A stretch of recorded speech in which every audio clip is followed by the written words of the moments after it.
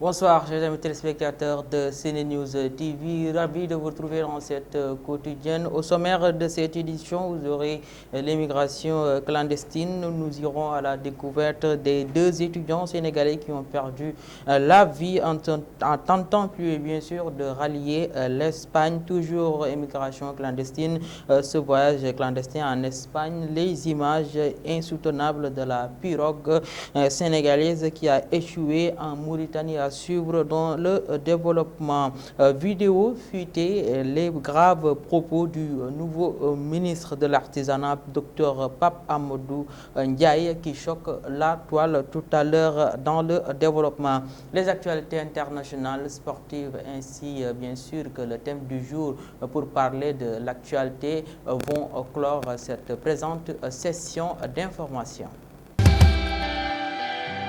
Mercredi 4 novembre 2020, nous démarrons avec ces derniers jours. Plusieurs Sénégalais ont perdu la vie en tentant de rallier l'Espagne à travers des pirogues. Parmi eux, bien sûr, figurent deux étudiants sénégalais selon l'activiste étudiant Pape Abdoulaye Touré. Il s'agit de El Kébé, étudiant en licence 2 à la faculté des sciences juridiques et politiques à l'université Cheikh Anta Diop de Dakar, et d'un certain Arona, étudiant à l'université virtuelle du Sénégal, UVS. Ils sont tous les deux morts en tentant de rejoindre l'Espagne la semaine dernière. Nous y reviendrons bien sûr avec d'amples informations. Toujours ce voyage clandestin.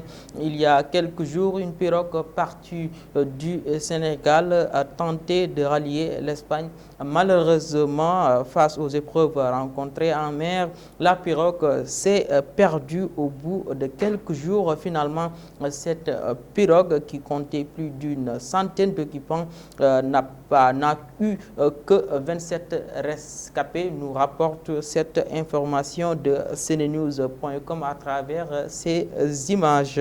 Parlons de toute autre chose. Buzz sur la toile avec Dr Pape Amadou Ndiaye.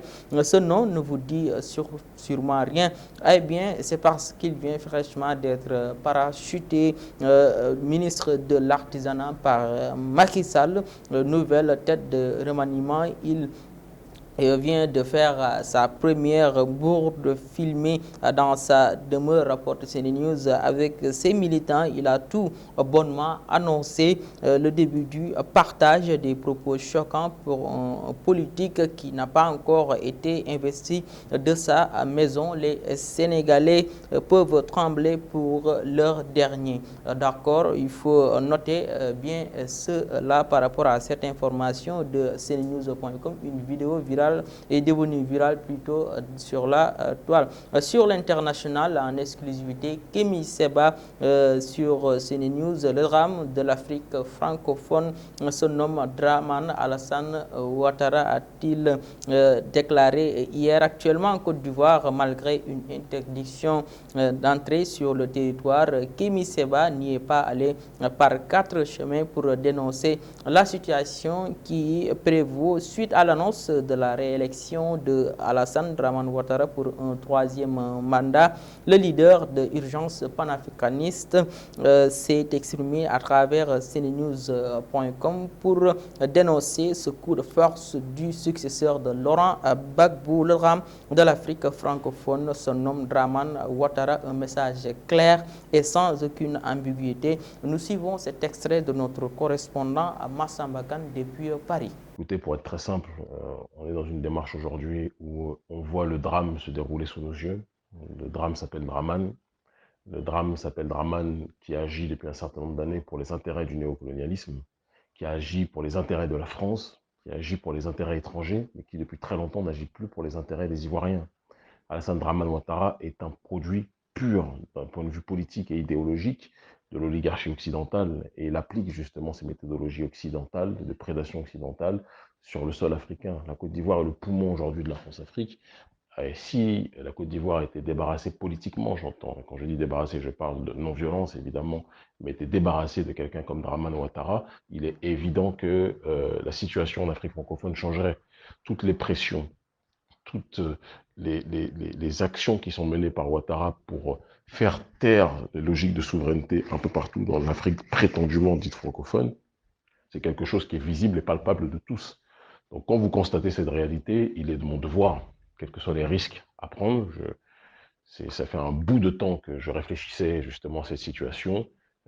Il était de mon devoir d'être présent sur le territoire ivoirien, de prendre tous ces risques, tout en sachant que je sais très bien que si je me fais arrêter, c'est soit la torture, c'est soit la bastonnade, c'est soit l'incarcération, parce qu'on sait que les autorités ivoiriennes sont connues, sous Ouattara en tout cas, sont connues pour ça. Et je pense que c'est le prix à payer. C'est le prix à payer pour que notre peuple puisse avancer.